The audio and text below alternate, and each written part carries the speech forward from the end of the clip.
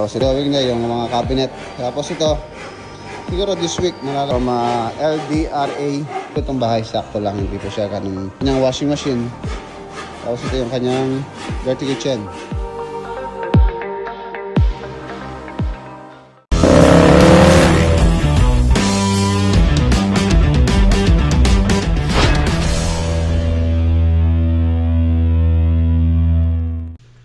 Good morning. Kape po tayo, kape. Tapos pakainin natin itong mga isda bago tayo umalis. Ito yung mga bato. Hindi pa rin naasikaso. Hey, yun o. Napakalinaw ng tubig. Yung bato. Linaw. Ibig sabihin, maganda po yung ating filtration system. Kainin ko lang. San Fernando, ang lakad po natin ngayon. San Fernando project. Asikasuhin ko lang yung mga kailangan nila doon. Tapos, lang ang pagkain ito. Itong toy plus parang hindi nila type. Mas gusto nila yung yung pinakain ko nung una. Yun o. Gutom na gutom. Diba? Gusto pala nila sa gutom sila. Pero gusto nga daw nakaka-relax panoorin. Yung bang gusto mag-relax ka tapos pinapakain mo sila bang kakape. Sarap. Doon. Dadalhin naman din dito.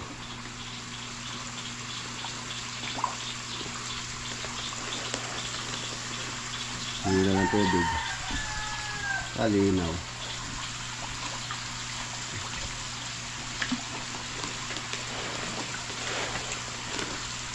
Okay na yun. Masama din daw po yung overfeeding. Mas maganda yung lang. Sakto lang. Bili din ng pagkain mamaya.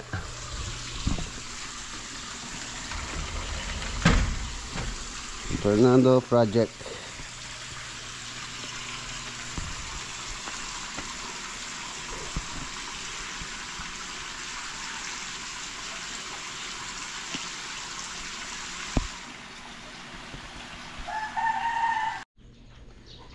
Gamitin ko si Tamtam. Yung ating pickup halos madalang ko na lang akong gamitin once a week kung gamitin ko siya. Halos ito po yung ating daily use ngayon, si Tamaraw Tamtam. So tara. Ayan, siya nga pala mga boss, kapon nag-demolish po kami sa Longapo. Meron po mga salamin doon na nabaklas namin. So hiningi ko kay Kuya Eji.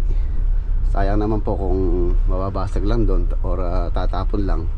So naisip ko na gawing aquarium. Ayan, dinala ko dito o inuwi ko. Ayan, nandito na tayo kay Poy Poy. Ipapagawa ko sa kanya ng aquarium para meron din tayong remembrance dun sa bahay nila Ate Joy tsaka ni Kuya Ray. Ito, dito na tayo kay Poy Poy. Hindi ko lang alam kung hindi nabasag yung mga salamin. Ali. Boss, ito yung mga salamin. Ayun o. Ito yung mga pwede. Tanggalin mo muna. Yes, Poy Poy. Nagawa tayo ng aquarium sa kanya. Sayang yung salamin eh. Ano katagoy? Ilang size na? May meron ako doon yung size ng patungan. Kami. Tara. Ayan o, 1/4. 1/4 yan. Oo, 1/4. Diba? May mga salamin kasi mabasag lang doon. Hindi sayang din, diba? Parami ng parami. Kami ng parami ang ating aquarium nito. Parang magiging ano na tayo dito, pet shop.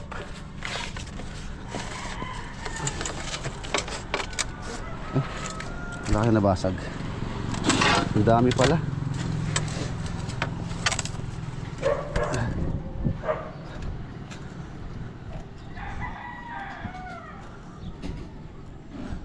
Oreni pala rin ang asula, karal daw.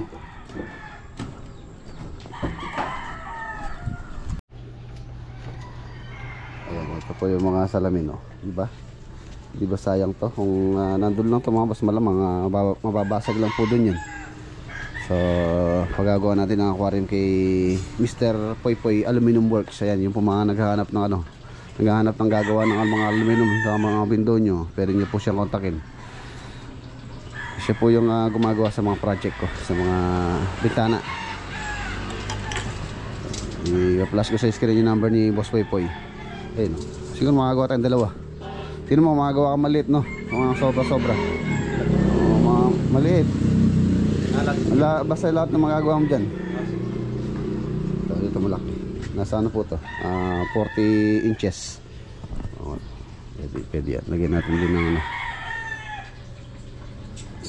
Linisin mo na eh. Para bago. Ibigay nyo na po daw po ito. Siguro nung nagawa daw po yung bahay na yun, nasa ano na, halos 80 years. 80 years, oo. Sabi ni Kuya Ray, halos nasa 80 years na yung bahay doon. Matanda na yan. Matanda pa sa iyo yan. Kaya mababasag yan. Oo. Hindi naman tempered to, no? Hindi, may PC, oh. Huwag mo lang basagin. Nagpagawa rin po ako ng ano. Ito yung ano, filter dun sa aquarium dun sa bahay. Ayan. Sump filter. Ito yung kanyang chamber number 1 kung saan gusto ito. 4 na chamber. At may butas sa ilalim to, Tapos dito yung motor dito. Yung ano, yung input galing sa motor sa ilalim. Ibapadod niya dito. Tapos susot sa ilalim yung tubig o sander filter dito sa ilalim. Tapos sa labas dito, susot na naman dito, may filter din dito. Tapos papunta rito, ayan. 4 na chamber para malinis. Ayan. Tapos dun sa taas. Ayan, sa taas yan. Dapat medyo ano to po eh. Dito. Oo, ito. Mayroon din alaga po si Utol. Ito ang laki na, oh. Isa kanya ano siya, flower horn. Mahilig din sa isda yun. Nauna pang nagalaga sa akin yun. Kumain na? Natin, kakain pa. Busog na, hindi pa. Kakain pa. Okay, Utol yan. Pero hindi siya mga dito pan. Ito yung pan nyo. Hindi siya mga koy dito. Ayan, wala siyang ano boy, hilayang aerator. Lagay ba? Okay, ito na mga ko, hindi naman pumanong to, maselan eh. Dapat may aerator to. Yung filter niya, nasira daw yung motor. Nasira yung motor na? Sira. Ano yan? Inawi na na eh. Inawi na yun. Oh, may silabya. Nga po, tubig ng gaya. Makasil kayo yung gaya. Makasil dyan eh. Sa binunga mo, ninalan. Hindi, basta maganda lang yung pagkabukas. Sira daw yung kanyang motor. Ano yung kinasal Mrs. ni Boss Poy Poy, oh. Shout out. Shout out, boss. Ano yan? Chicken teriyaki. Meron pong business si Utol dito. Ito yung restaurant niya. Ano siya? JK Silog. It's Silog time. Kung mapapasyal po kayo dito sa Rayat, search nyo lang po sa Google Map. Nasa Google Map to. Yes. Ayan, JK Silog. Dito sa Rayat po ito. Malapit sa terminal. Nandito sa shop ni Poy Poy. Kung papagawa rin kay Poy Poy, gusto nyo sadyain, search nyo lang JK Silog. Okay na. Mamaya tapos na yan, no? Oh. See?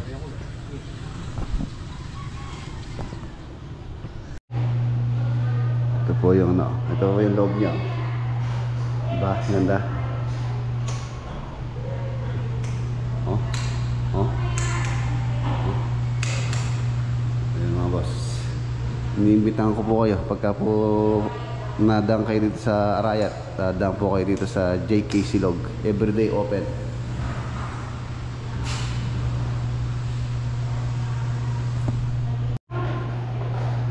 Ayan mga boss, ito yung kanilang menu.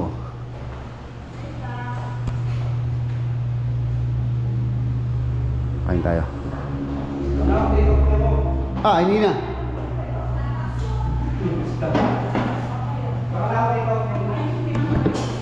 Tayo muna tayo bago tayo umalis.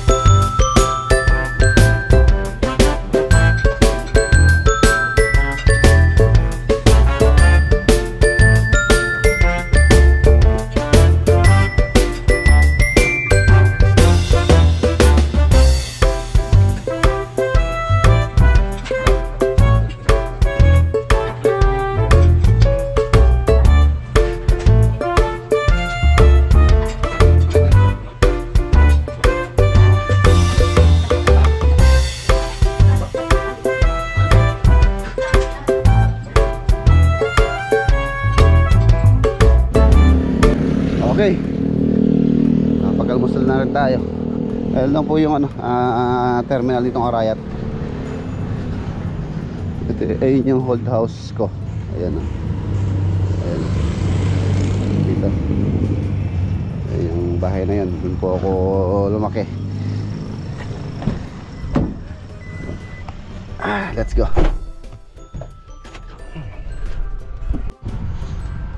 Yan mga boss, nandito na tayo sa San Fernando project. Yan, shoutout muli kay Ate Joy tsaka kay Kuya Ray. Usap po natin kanina lang. Ayan mga boss, project update po tayo dito sa San Fernando. Halos yan, malinis na po yung harapan. Tapos yung grills nitong bakod pinafabricate na po sa farm. Tapos isusunod na rin yung gate tsaka yung kanyang service gate. Lapit na. Ayun, nagpipintura na dito sa garahe. One car garage. Ayan. Haba po ito. Kahit SUV or van, kasyang-kasya po rito. Mahaba. Tapos tulad ng request po ni owner, PVC panel ang nalagay po natin ceiling dito sa kanyang garahe, white. Ang gusto nila. So yan. Your wish is my command. Ayan. Nagawa natin yung kanilang request. Hello, pre. Ay, ito si LDRA aircon. Tatapusin na po nila, ilalagay na nila yung condenser. Ayan, malinis na po dito sa may harap. So yung tiles naman dito, yung aking ayusin or i-prepare. Cladding dito, hindi ako stone na in order ko, hindi pa daw dumarating, sabi ni Obra. Pero this day daw, itong araw daw yung usapan nila nung kanyang supplier. Ayun o. Ganda, linis. Talaga puti yung pintura, malinis. Tapos high ceiling, napakaluwang po niyang tingnan. Tsaka dito meron pa pong dito to. Meron pa pong design dito na partition na yung ginagawa natin na may 2x4 na bakal. Hanggang dito po yun. Dito po kasi ilalagay yung kanilang TV dito sa kanilang living area.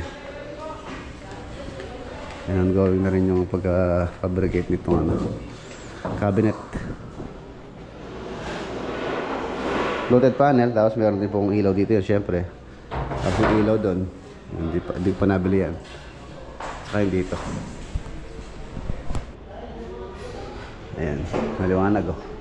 Ayan po yung skylight, tsaka isa doon. Tapos tingnan natin kung papasara ko na to.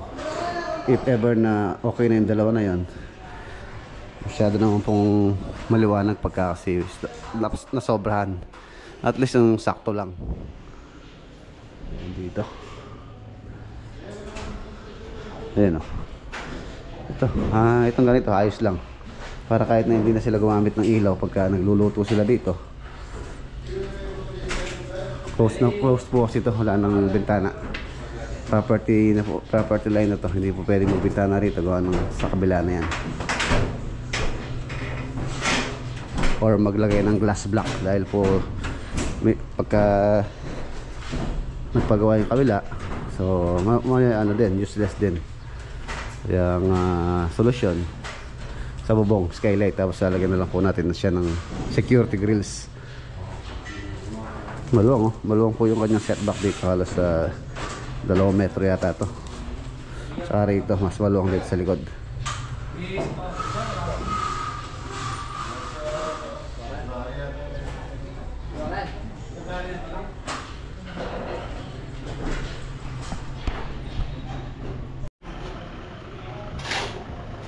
Ganda na, oh. Nalagay pa po yung yung mga cladding niya sa harapan. Kaya hindi pa po kompleto yan, pero maganda na. Hindi pa rin na-finish yung kanyang mga pintura. Dito po sa harapan na iba po yung kulay niya.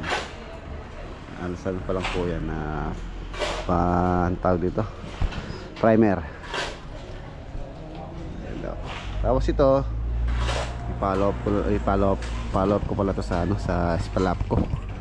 Kung anong decision nila dito sa column na poste na yan. Po kasi nakakasira ng view itong poste. Kailangan nilang ilipat doon sa dito sa property line hanggang dito sa bigaan to. Yun. Oh, Miranda. Magarkon. Yan po sa break time. Maraming salamat kay Paring Doy sa merienda. Tapos naman po sa nagpaano din sila, nagpaluto din ng pananghalian si Paring Doy at si Manong Seng. Noon ang kay, luto na. Luto na yung yung sinigang na baka. Yes, boss. Boss, ito, luto na. Sinigang na baka. Yung sigang na paksiw. Sigang na paksiw. Sana. Ayan po, boy. Oh, sarap. Thank you very much, Paring Doy. Kumuraw ng kok.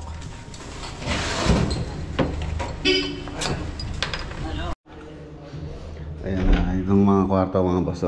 Okay na po ito. Sarado na natin para hindi masyadong maramihan. Pero papalinis pa po natin ito pagka totally finish na dito. Hindi pa naman finish yan, pero pa-unlock na natin para hindi na madagdagan yung kalat. Yan, ginagrout na rin itong toilet and bath at mga install na yung mga dapat ilagay dyan. Yan, master ito yung closet, walk-in closet.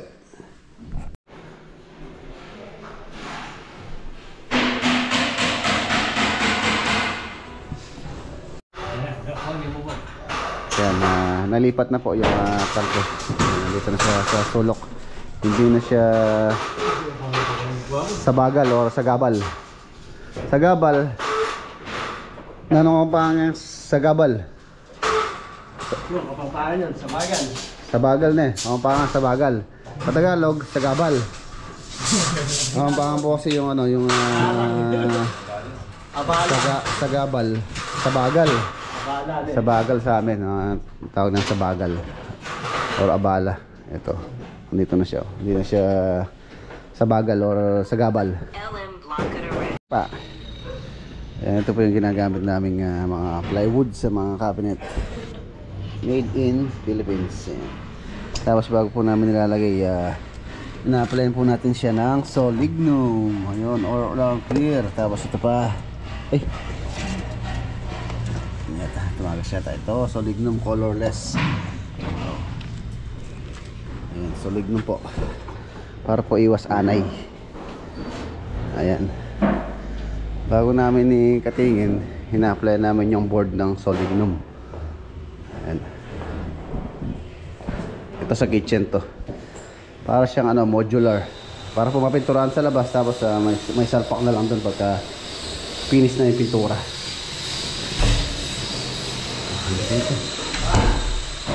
Finish na.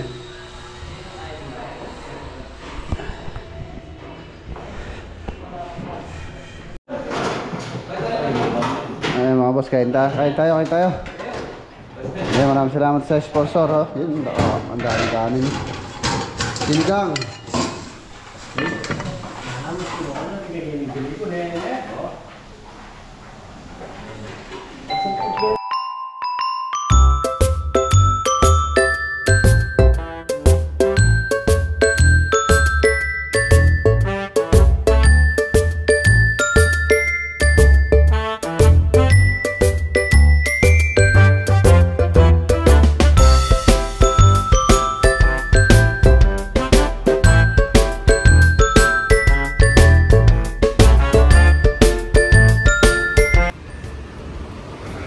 Ayan na, nandito po tayo sa bilihan ng tiles. So, titingin ako ng tiles na pwedeng ilagay doon sa ano, doon po sa harapan ng project, San Fernando project. Mga ceramic tiles na 40 by 40. Ayan, pwede na po doon. Ang ganyan, no? 40 by 40 po yan.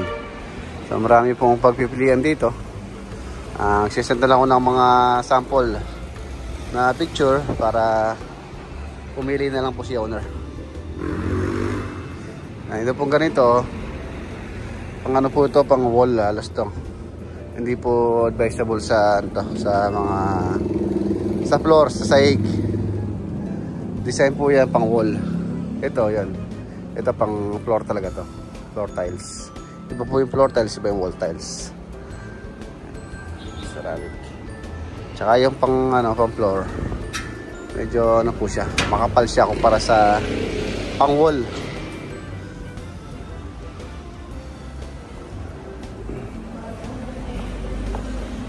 Ito mga ano to, yung mga ito, porcelain. Meron din naman po ceramic na 60 by 60. Yung brown yung likod. Porcelain.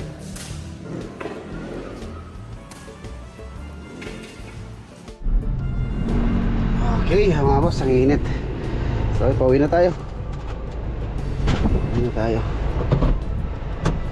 Let's go.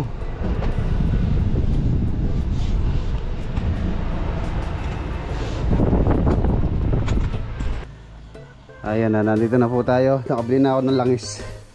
Mali, wala akong nabili nung langis na pinang cheese oil ko dati dito.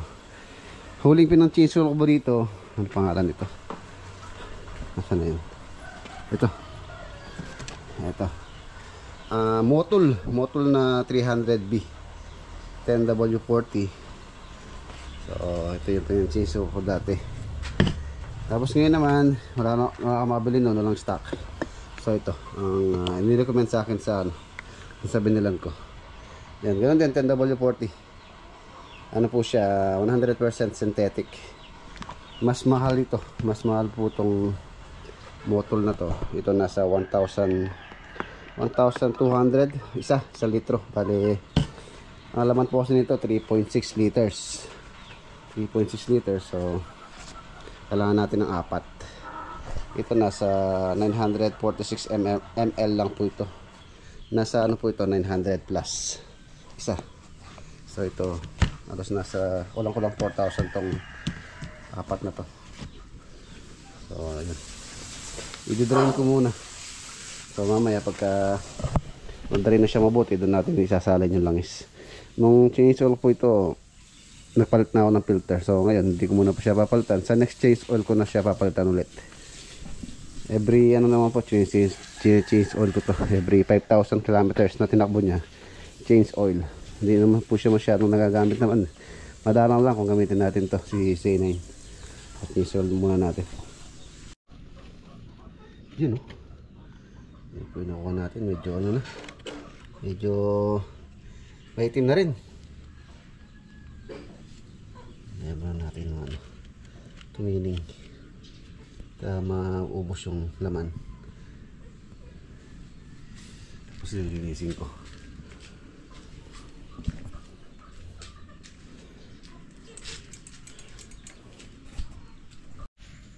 Ayan na mga boss, okay na. Okay na. Pag-isiw na tayo. 9.6 liters. So meron pa tayong tira. Ano ba yun? Ayan, halos ano pa to? Magit 200 ml. Kulang 200 ml pala. Ano lang po kasi itong laman nito? Wala man 1 litro. Ayan lang. 1 US quart. 946 ml lang to. Wala siyang 1 litro. AMS oil.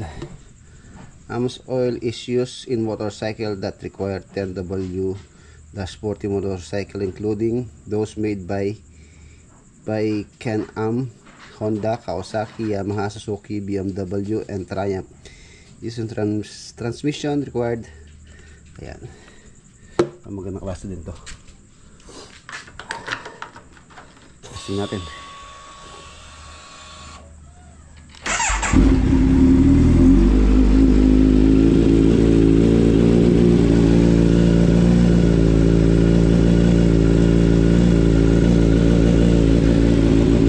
Okay, kita-kita po tayo bukas sa next upload. Paalam po.